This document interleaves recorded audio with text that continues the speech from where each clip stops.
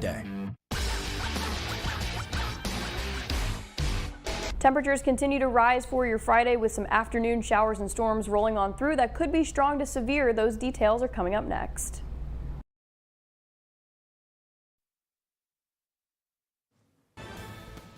Good evening, everyone. I'm Kevin Hodge. Tonight on your WZMQ 19 News, the Lake Superior Community Partnership puts on their annual dinner. Plus, hundreds of students show off the projects they've been working on to the public.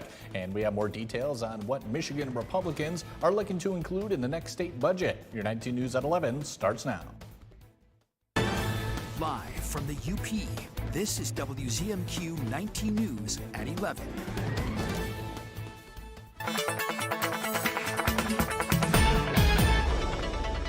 Welcome in. A first look at your forecast. A few different things you need to be aware of as you start to plan your weekend, and especially for tomorrow. Temperatures will be comfortable into the mid 60s, even some lower 70s in here. We'll have some sunshine, maybe some lingering fog, and those wind gusts will start to increase, and it's all ahead of a line of showers and storms that's going to roll through late afternoon and early evening. So you need to keep your eyes on the skies for those changing conditions, and I'll let you know what you need to watch out for and a look at your weekend in a few minutes. Thank you very much. Tonight, Marquette County business leaders and community partners came together to celebrate the power of teamwork and the impact of economic development across the region. Our own John Truitt reports as the Lake Superior Community Partnership reflects on a successful year and looks forward to a brighter one ahead.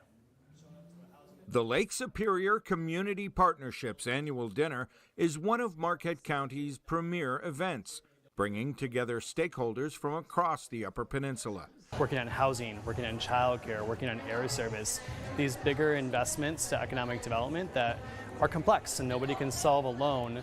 We do it as a team and bring the community together to tackle those. A perennial highlight is the Distinguished Service Awards. This year's individual honoree is Anne Giroux of Invest UP, recognized for more than 20 years of work supporting housing, redevelopment, and community initiatives. You look at Anne Giroux and all the different positions that she's had. She's always made Marquette County a better place, and now she's making the entire UP a better place in her new role. And the Business of the Year award goes to Lake Superior Press, a family-owned company serving the region since 1973. Those guys are really active in the community. They're charitable, they're giving, they really bring people into the fold, and so that's what you look for. We try to give back to the community as much as possible. There's a lot of events we support, a lot of local nonprofits like Baycliff and Steve Mariucci's Beacon House. The evening was a bittersweet affair. It honored tonight's MC and outgoing LSCP Executive Director Christopher Germain and welcomed incoming Director Natalie Chimico. 4 years ago, I was actually at the annual dinner being introduced to the community for the first time, so it feels kind of full circle that Natalie gets to do the same thing. Beyond recognizing standout contributions, the event also serves as the organization's largest fundraiser of the year, with a silent auction and basket raffle supporting economic development programs across Marquette County. In Marquette, John Truitt, WZMQ 19 News. Incoming LSCP CEO Natalie Chimico starts her new position next Monday, April 20th. Hundreds of Northern Michigan University students shared their research with the public today. WZMQ's Andrew Hands has the story. Jamrich Hall was full of Wildcats today as around 250 unique student research projects were presented for the university's 30th annual Celebration of Student Scholarship. Students presented their local findings in biology, clinical sciences, sports medicine, and more. We're celebrating students' work that normally you wouldn't see every day. A lot of the feedback I've received is like general agreement with this research and just this sentiment to research more. With each student at a different point in their learning career, some projects are just taking off, while others have been ongoing for years. I did this research as a part of the Freshman Fellows program. I think I've been working on this since September. I actually started this my senior year of my undergrad here, so about a year and a half. I've been doing this for 3 years since I was a freshman here. I really wanted to get involved with research early on. Most projects involve studying alongside professors and instructors, writing up countless hours of research. After so long, some of these students are ready for the next step. I actually am I'm going to be publishing this in the next few weeks, hopefully. I have most of my data collection done. I think I need 6 more participants, but just finishing up the manuscript, hoping to get it published in a good journal. Aside from poster presentations within the common spaces, some students had the chance to give their own lecture presentations. Overall, the annual event wraps up those hours of research with a rewarding experience. I think it's really fun. I like to show everybody what I'm up to, and I really, really like to see what everyone else is up to, because I take classes with all these people, and it's cool to see what everyone does and know that even a small university just has a lot of research going on that most people don't know about, but it's here, and that's really cool. In Marquette, Andrew Hands, WZMQ 19 News. House Republicans are rolling out their version of Michigan's next state budget. The plan totals nearly $76 billion and focuses on cutting what they call waste while boosting funding for schools, roads, and Medicaid. Our Michigan Capitol correspondent Sophia Murphy reports on how Republican leaders are also taking aim at Democrats over spending priorities as negotiations begin. Michigan's House of Representatives is getting the budget process rolling. Today, leaders announced the House proposal, saying they're looking into what the state actually spends, not what it plans to spend. The biggest number over the last 3 years in every line. If you do that, you can cut $2 billion of waste, fraud, and abuse out of this budget, and you don't cut one thing. House Republicans say that approach allowed them to create a $75.8 billion budget, which includes another $100 million for roads, a $250 increase in per-pupil school funding, and $800 million to fully fund Medicaid. We made the budget smaller last year. That's the first time anyone can ever remember that happening. We're going to do it again this year. Republicans say in the process they found about $2 billion in what they are calling overspending, pointing to eliminating thousands more vacant positions they describe as ghost employees. These are the fake workers that they put in the budget to pad spending. House Republicans plan to cut or scale back several programs, including some economic development grants and State Department funding, which Democrats are expected to push back on as negotiations continue. We know the Democrats want to raid the rainy day fund. Whitmer proposes a $400 million raid of the rainy day fund. We're proposing an investment of $300 million in the rainy day fund. This is not a rainy day. The House plan is just one piece of the puzzle. The Senate will introduce its own plan, setting up for weeks of negotiations before the final deal is reached.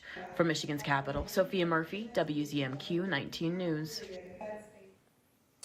The ceasefire in the war with Iran gets a potential boost after Israel agrees to halt fighting on another front. Jesse Mitchell has the story.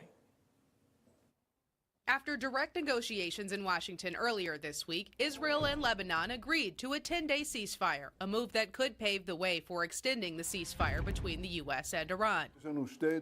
We have two fundamental demands. First, the disarmament of Hezbollah. Second, a sustainable peace agreement. Peace through strength. President Trump announced the agreement and said there are plans for a future meeting at the White House with the leaders of both countries. There's a really good chance that that'll work out with Lebanon and Israel. As for Iran, the Pentagon stands ready to resume the fight if the ceasefire falls apart. We are reloading with more power than ever before and better intelligence. Even more importantly, better intelligence than ever before. For now, the U.S. Navy is keeping up the pressure by blocking ships traveling to and from Iranian ports in the Strait of Hormuz. If you do not comply with this blockade, we will use force. Back in Washington Thursday, the House again narrowly rejected a resolution that would have limited President Trump's power to wage war with Iran, this time by just one vote. Republicans in the House continue to serve as nothing more than a reckless rubber stamp for Donald Trump's extreme agenda, and it's shameful. A similar measure in the Senate failed a day earlier. Your first warning weather forecast is coming up when we come back. Plus, in this week's Medical Minute, we hear from another doctor about what men should keep in mind when it comes to testicular cancer. And the Lions Club of Gladstone is raising money for the Delta County Fire Chiefs Association. We'll tell you how when we come back. 19 News is brought to you by Kirkish Furniture. Ready for more fun? The Michigan Lottery has doubled the number of cash pop drawings. Just match one number. Yep, just one. From 1 to 15. If your number drops, you can win up to $5,000. That's Cash Pop from the Michigan Lottery. New me on Kelly All New Watch. It's Nick Offerman. Give it up, y'all. Congrats on the new show. Well, I trained for a few weeks to be a wrestler. I am so crazy about professional wrestlers. Plus, Tony winner Aaron Tveit and country star Elizabeth Nichols. Is this about a dude, or did you just make this up? Oh, no, I make nothing up. The Kelly Clarkson Show, tomorrow at 5 on WZMQ CBS. Get an 11% rebate from Menards and check that project off the list. Turn your tax refund into a new kitchen. It's easy to create your dream kitchen with Clearview Cabinetry, offering a selection of finishes made with the finest materials and built to withstand life's sticky messes. Clearview Cabinetry offers features like soft closed doors and drawers and cabinet accessories to match your unique style. Get these Varsity kitchen cabinets for a value of $2559.99 after rebate. Save big money at Menards. My company's audit efficiency for 60,000 businesses. As governor, my mega audits will identify billions in waste and fraud to finally bring Michigan property tax reform and eliminate the state income tax. 4747. We'll audit every dime in the Office of Secretary of State, Jocelyn Benson, and hold her accountable for gross incompetence. Our mega audits will bring sunlight back to Michigan. Pure Outdoor is the first program dedicated to increasingly popular outdoor and eco sports. Pure Outdoor.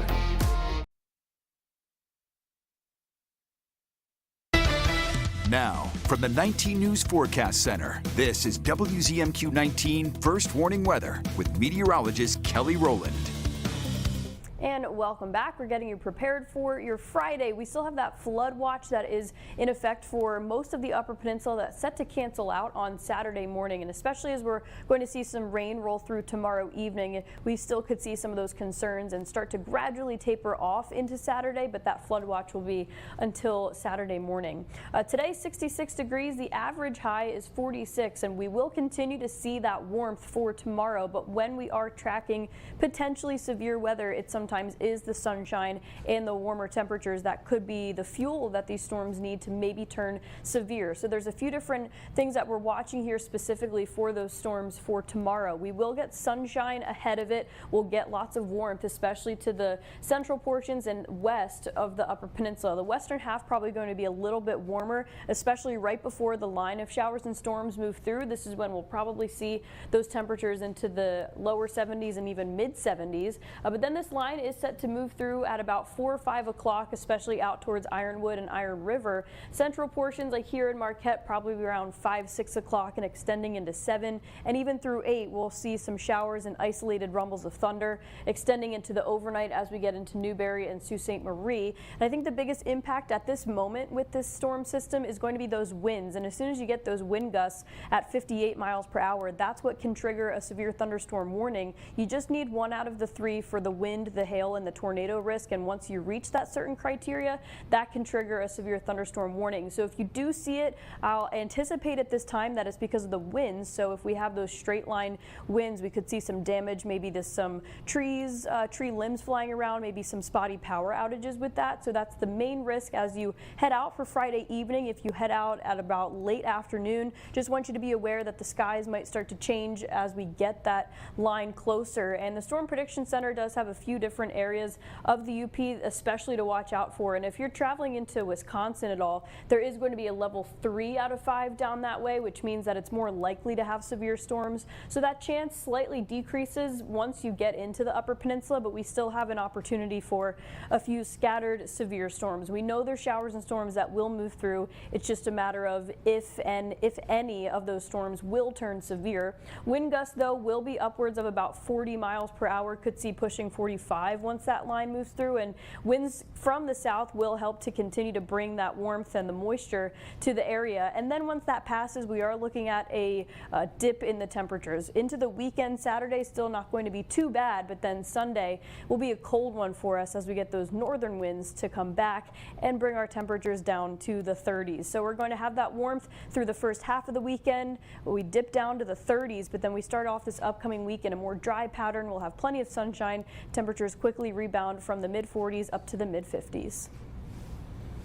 Kelly, thank you again. In this week's Medical Minute, in partnership with OSF Healthcare, we're getting some insight on testicular cancer. Take a listen. Dr. Burnett, thank you so much for joining us again. We're talking about testicular cancer today. So when talking about demographics of men, who does testicular cancer affect the most?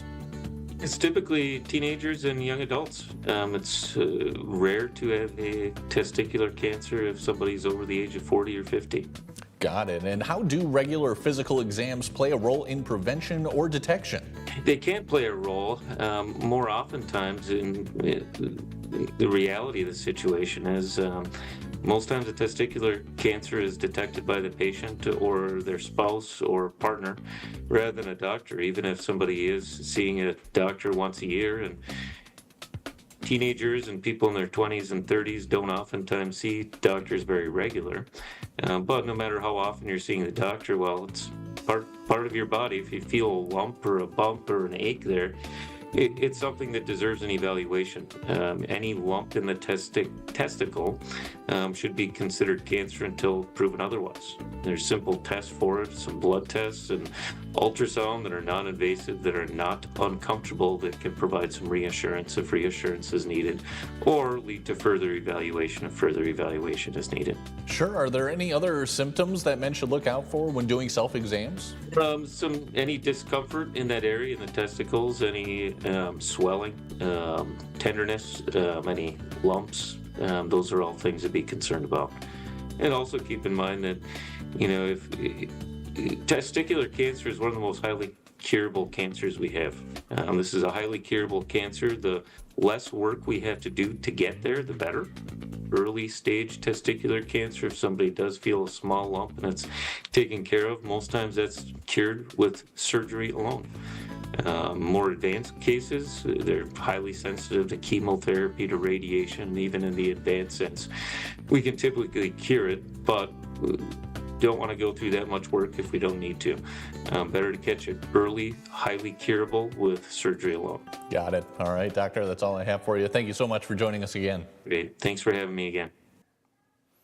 The Delta County Fire Chiefs Association is raising money to replace an aging educational tool. The association has been taking this fire safety trailer to local elementary schools for more than 3 decades. Each year, over 900 students walk through the trailer to learn the signs of a house fire and how to escape. This Saturday, the Gladstone Lions Club will host its annual spring social along with the Bay-Denock Lions. Proceeds will go toward the purchase of an inflatable fire safety house, which would allow fire departments to hold events inside school gymnasiums and would make fire education accessible for all students. Fire Safety Month is October, and it's not always nice weather. It's rainy, it's nasty. This one is also more ADA compliant so that students who have disabilities have the same opportunity as their peers for fire education and safety. They're just as important. According to the Fire Chiefs Association, putting children in a real-world scenario like a kitchen fire gives them life-saving knowledge and skills they can use in an actual emergency.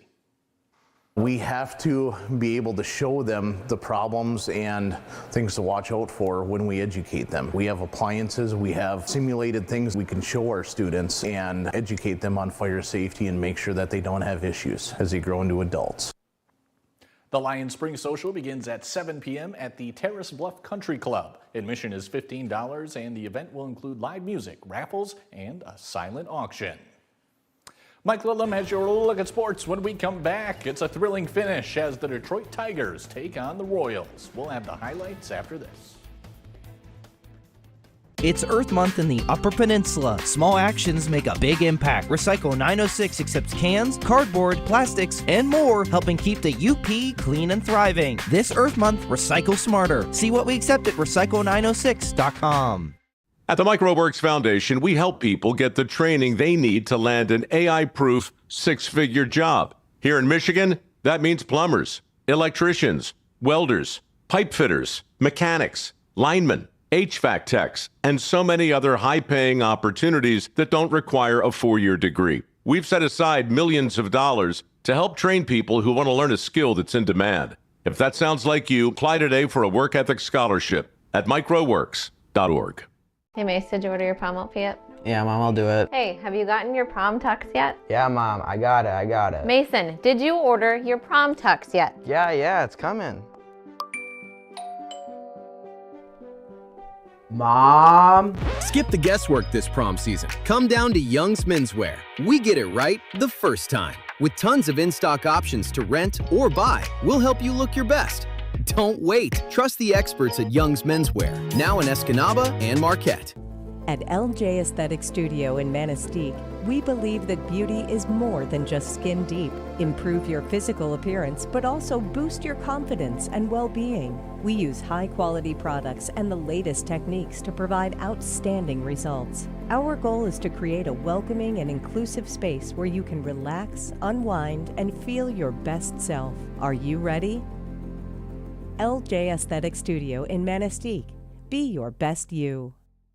Everybody loves Raymond on MeTV, especially me, because Mother loves best. Nobody makes cake like you. And nobody eats it like you. Everybody loves Raymond. Weeknights on MeTV 19.1.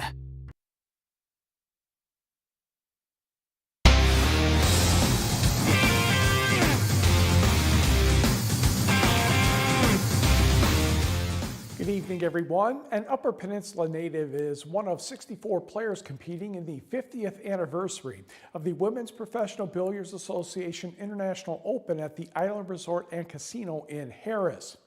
Betsy Sunholm is a native of Arnold in South Central Marquette County. She grew up playing this sport, and now since she's been retired, it's become a big part of her life. Sunholm is in a 9-ball first-round match against an opponent from Australia. The first player to win 8 games advances to the next round.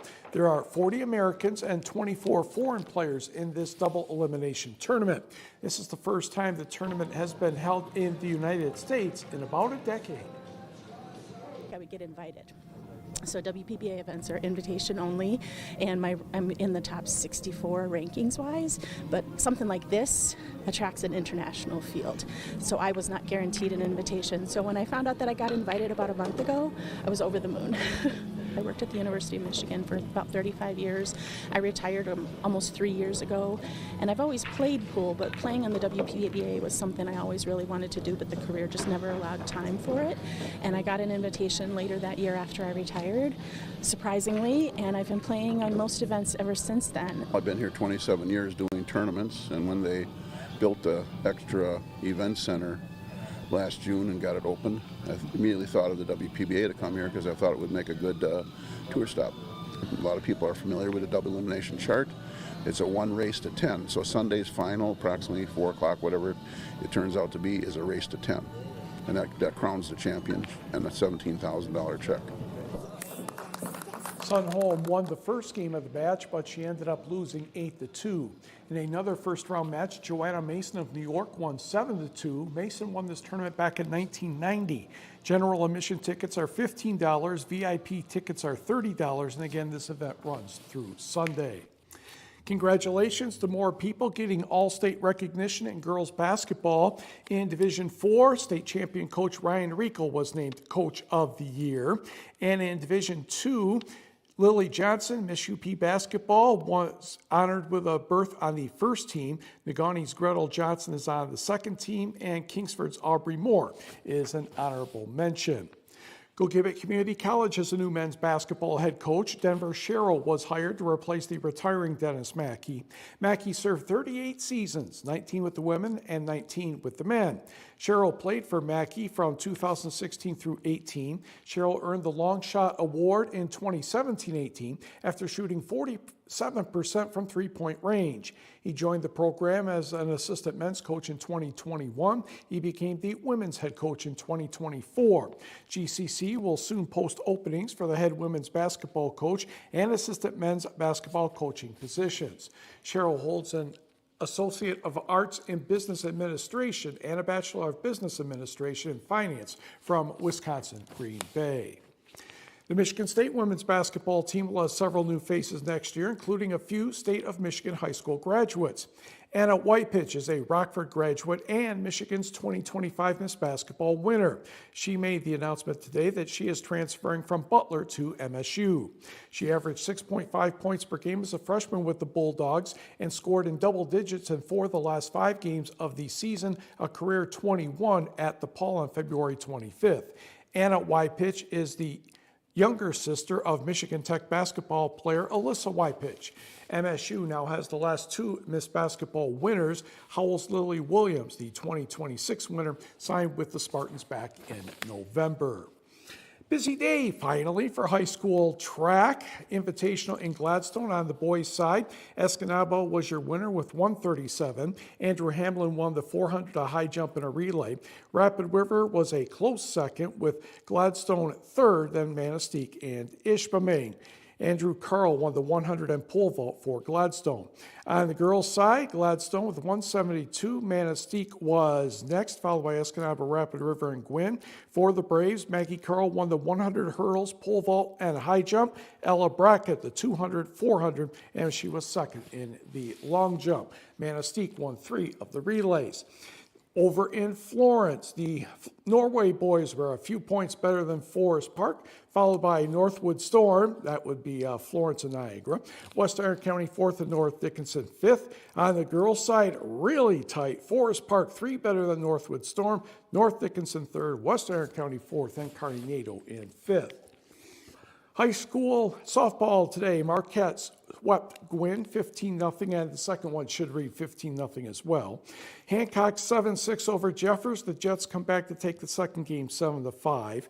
Kingsford over Houghton 8-1. Lakeland and Hubble down Norway 9-3. Peyton Goldsworthy had 19 strikeouts for the Lakes.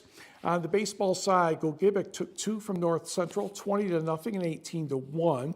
It was Bayport over Escanaba, 16-7. Community College softball, Delta easily over Bay, 23-0 and 6-1. On the baseball side, Delta beat Bay in the first game 8-5. Bay bounced back to take Delta 15-8 in the second game. Marquette's Isaac Sars pitched 2 2/3 innings of relief to earn the victory. Turning to Major League Baseball, the Tigers taking on the Kansas City Royals once again. Tigers looking for 6 in a row. And in the bottom of the 9th, Riley Green rips this one down the first baseline. 2 runs will score on the play, including Kevin McGonigal, he of the contract extension of 8 years and $150 million. That tied the game at 9. Colt Keith with a base hit the right field. Green's going to be chugging around third. He's going to score, and the Tigers win 10-9. Their record is also 10-9. How often does that happen? Meanwhile, the Blue Jays and the Brewers will pick this one up in the top of the 3rd inning. Tyler Heineman will drop down a sacrifice bunt. Andres Jimenez will score on the play, and the Brewers have a 1-0 lead. Milwaukee would get things going in the 4th inning. Luis Rengifo with a sacrifice fly to left field. Bryce Terang will score on the slide to tie the game at 1. And the Brewers ended up using 3 bunts in the bottom of the 7th to get a run home. They get the victory by the count of 2-1. And we will be right back. Now through April at Fox Marquette Chevrolet, lease a 2026 Chevrolet Equinox LT all-wheel drive for $379 a month for 36 months. Together, let's drive. Fox Marquette Chevrolet, experience the difference. New me on Kelly All New Watch. It's Nick Offerman. Give it up, y'all. Congrats on the new show. I trained for a few weeks to be a wrestler. I am so crazy about professional wrestlers. Plus, Tony winner Aaron Tveit and country star Elizabeth Nichols. Is this about a dude, or did you just make this up? Oh, no, I make nothing up. The Kelly Clarkson Show, tomorrow at 5 on WZMQ CBS. Sleep better with a new mattress from Kirkish Furniture. We proudly feature Made in the Midwest Restonic mattresses. Try one out today and compare other major brands. Let our sleep specialists help you find the bed of your dreams at Kirkish Furniture. Watch 19 News and Weather on YouTube. Just search and subscribe. WZMQ 19 News is always available for streaming 24/7, and it's free. Get supplier pricing on all new Chevrolet Silverado 1500 trucks now through April at Fox Nagani Chevrolet GMC. Supplier pricing for all on new 2026 Silverado 1500 trucks at Fox Nagani Chevrolet GMC. Together, let's drive. Tonight's sports is brought to you by the Window Store. Andersen brand products are #1 in quality, and the Window Store is your local Andersen expert for installation and service of all Andersen windows and doors. From showroom to your home, Andersen Windows and Doors at the Window Store. Andersen is the #1 trusted window and door brand. The Window Store is the Upper Peninsula's clear choice for windows and doors. Now that's a perfect fit. From showroom to your home, Andersen Windows and Doors at the Window Store.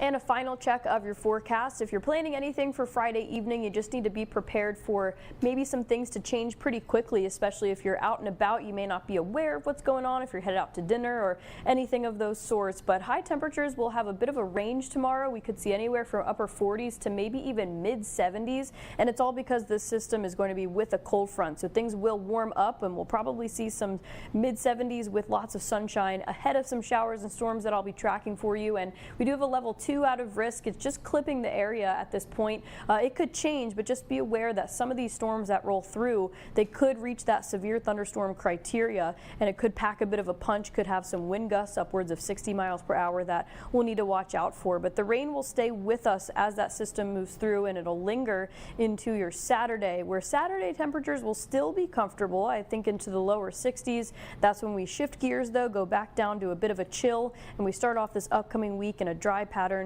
Temperatures into the 40s and 50s. Kelly, thank you very much. And Mike, a couple more notes from you. And this one doesn't happen often. The NBA and the NBA Players Association don't exactly see eye to eye, but they did today. Detroit Pistons guard Cade Cunningham and Los Angeles Lakers guard Luka Doncic will be eligible for end-of-season awards, even though they only played less than 65 games. They decided to say that was okay. Now, Doncic played 64. He missed 2 games in December for the birth of his child out of the country. And Cunningham played in 63, but he missed 12 games after suffering a collapsed lung last month. Now, obviously, Shai Gilgeous-Alexander is probably going to be the most valuable player, but it's nice to see that those two will be eligible for other stuff. Absolutely. I'm going to say it, though, Mike. Cade deserves it. I know. All right. Thanks, Mike. Thanks for watching. We'll catch you back here tomorrow. From now through April at Fox Nagani Chevrolet GMC, lease a 2026 Chevrolet Equinox 2LT all-wheel drive for $400 a month for 36 months. Together, let's drive. Fox Nagani Chevrolet GMC. Experience the difference. The average cost of mesothelioma treatment can exceed $400,000. Families often face losing their homes or life savings just to pay the bills.